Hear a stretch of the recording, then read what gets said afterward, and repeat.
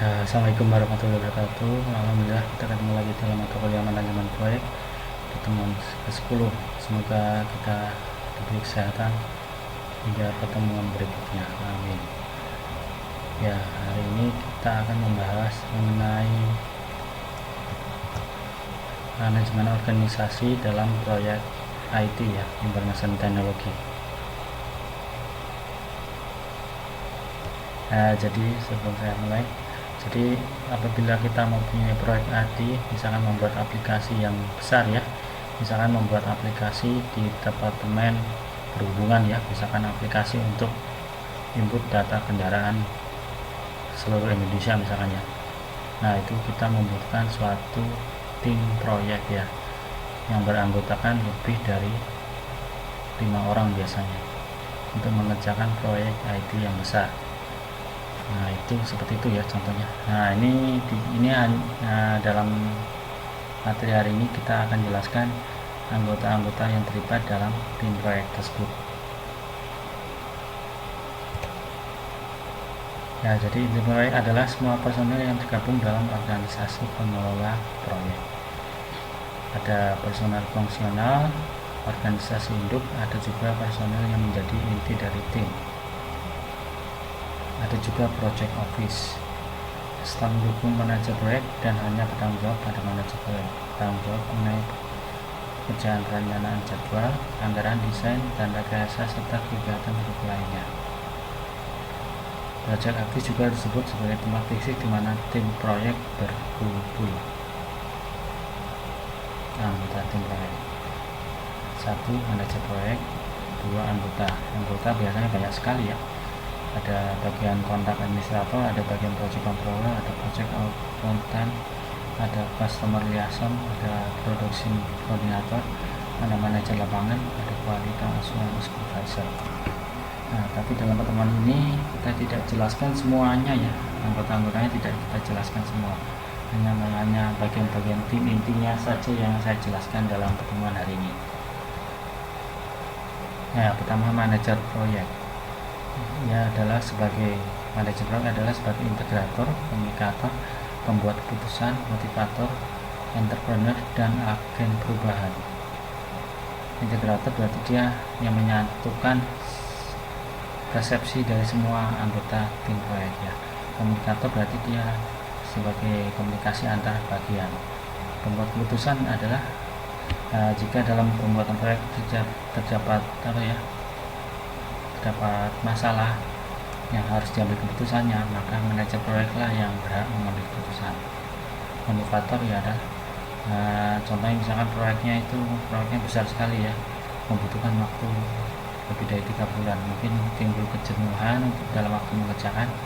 Nah, manajer proyeklah yang sebagai motivator agar tetap bersemangat dalam mengerjakan. Entrepreneur, ya manajer proyek juga mungkin termasuk dalam pengusaha juga ya, atau entrepreneur.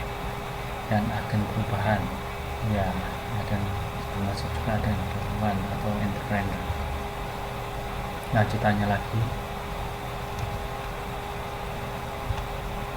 nah, tugas manajer proyek banyak sekali ya, mengintegrasikan beberapa kegiatan berbeda untuk mencapai tujuan, menjadi tempat terakhir dari laporan, memo, permintaan, dan keluhan, bertanggung jawab atas pengambilan keputusan ya, seperti yang dijelaskan di atas ya. Terus berikutnya memberi motivasi dan memberi semangat dalam tim ya, seperti yang dijelaskan tadi di atas. Bertanggung jawab dalam pengadaan dana, fasilitas tim yang berkualitas, dan negosiasi. Nah, ini dia juga bertanggung jawab dalam pengadaan dana, fasilitas ya. Nah, ini berarti manajer proyek juga berkontribusi dalam pembuatan proposal awal. Kemudian yang berikutnya adalah memperoleh ide baru dan inovatif yang berkaitan atas jalannya sebuah proyek. Tanggung jawab manajer proyek. Tanggung jawab seorang MP manajer proyek adalah menyerahkan hasil proyek dalam kriteria waktu yang sudah ditentukan, biaya dan performa yang telah ditetapkan, termasuk profit yang ditargetkan. Tanggung jawab yang lain adalah sangat bergantung pada ukuran proyek, kemampuan manajer proyek, dan asal proyek, dan tugas-tugas yang didelegasikan oleh pihak manajemen di atasnya. Nah, ada anggota, salah satunya adalah programmer. Mungkin Anda pernah dengar sebelumnya. Ya, programmer itu adalah Anda seorang mahasiswa komputer pasti sering mendengarnya. Ya, jadi sejak munculnya komputer pasti sudah ada programmernya. Ya, termasuk dalam profesi ada bilang software development dan consulting. Ya, programmer adalah profesi inti dan tulang punggung dalam software development atau dalam proyek IT. Jadi aplikasi tidak akan jadi tanpa adanya sebuah programmer. Seorang programmer dapat membuat aplikasi, tapi di proyek IT yang besar, programmer harus mau bekerja sama dengan bagian lainnya. Nah, sering terjadi ya. Jadi misalkan proyek-proyek yang kecil ya, misalkan aplikasi untuk konter HP, itu kan programmer mungkin bisa bekerja sendiri tanpa bantuan orang lain. Tapi jika dalam proyek yang besar ya, misalkan aplikasi untuk dinas perhubungan se-Indonesia misalkan, nah itu programmer harus mau bekerja sama dengan bagian lainnya ya. Jika tidak mau bekerja sama, maka proyek IT-nya tidak akan jadi. Tugas programmer dalam proyek: membangun atau mengembangkan software, terutama pada tahap konstruksi atau pembuatan, mengimplementasikan requirement dan desain proses bisnis ke komputer dengan menggunakan algoritma atau logika bahasa pemrograman yang sudah dipahami oleh program tersebut, melakukan testing terhadap software bila diperlukan. Hanya tahap ketiga biasanya pasti melakukan testing. Ya, testing itu dilakukan oleh programmer juga, di testing juga dilakukan oleh user juga ya. Manajer fungsional, ya ini adalah salah satu itu ya yang ada di dalam tim. Manajer fungsional melapor kepada CEO ya, atau atasan di atasnya, bertugas untuk membantu melancarkan tugas dalam sebuah proyek. Mereka dibagi dalam beberapa bidang mempunyai tugas dan hasil masing-masing. Tugas manajer fungsional ya banyak sekali ya: menyusun rencana, laporan kegiatan, mengumpulkan mengolah analisis data, melaksanakan kegiatan sesuai bidangnya, memberikan saran-saran atau pertimbangan pada saat mengenai langkah-langkah yang berikutnya, menyusun laporan pelaksanaan tugas kepada atasan. Ya, pemakai akhir atau end user. Pengguna akhir atau user tidak sama dengan seperti pelanggan yang menggunakan aplikasi, bukan ya. Juga pengembang aplikasi, orang yang menginstal aplikasi, atau admin aplikasi. Pengguna akhir adalah orang yang akan menggunakan aplikasi dalam IT yang kita buat. Pengguna akhir akan memberikan masukan dan saran atas kekurangan yang pada aplikasi yang kita buat. Masukan dan saran dari end user kita jadikan pedoman dalam perbaikan aplikasi. Tapi tidak semua masukan dari end user yang kita terima. Ada beberapa yang kita tolak ya. Nah, jika masukan dan saran itu tidak sesuai dengan tujuan awal pembuatan aplikasi.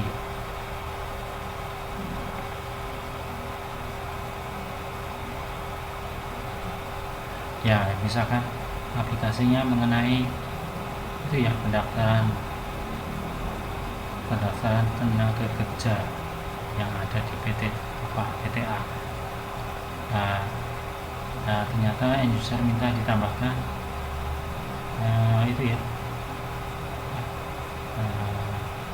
jumlah pensiun yang akan didapatkan setelah pegawai itu pensiun.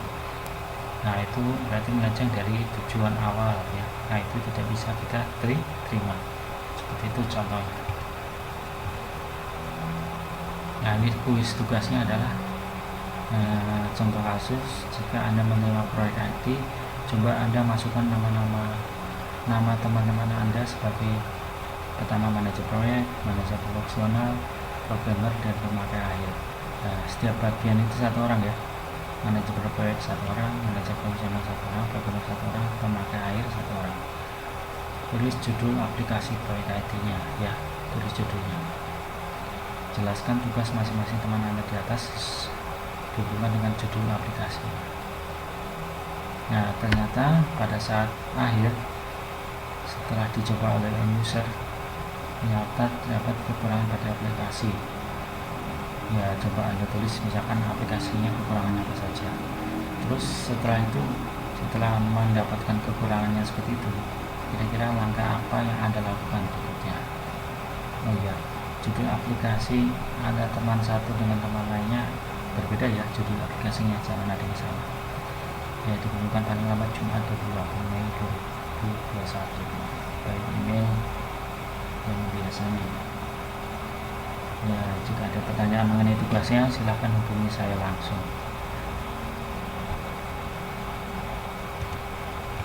Oh ya, ini penting ya, sering terjadi ya, jadi tidak usah nanya-nanya lagi. Nah, jika tugas mengumpulkannya telat melewati hari terakhir pengumpulannya, ya seperti tugas yang di atas tadi, pengumpulan terakhir hari Jumat ya. Nah, jika Anda telat ya, maksimal pengumpulan, jika Anda telat melebihi hari Jumat, maksimal pengumpulan adalah 7 hari dari hari terakhir pengumpulan ya. Ya, jadi maksimal adalah hari Jumat minggu depan. Tapi kalau telat harus WA ke saya terlebih dahulu ya. Jangan langsung kirim saja. Kalau langsung kirim saya tolak. Ya, seperti itu ya. Nah, mungkin ini hanya tambahan sedikit ya, karena sering terjadi dan nanya ke saya terus menerus ya. Ya, mungkin itu saja. Terima kasih banyak. Jika ada yang ditanyakan silakan WA ke saya langsung. Semoga sehat terus sampai minggu depan. Amin. Ya, terima kasih banyak. Wassalamualaikum warahmatullahi wabarakatuh.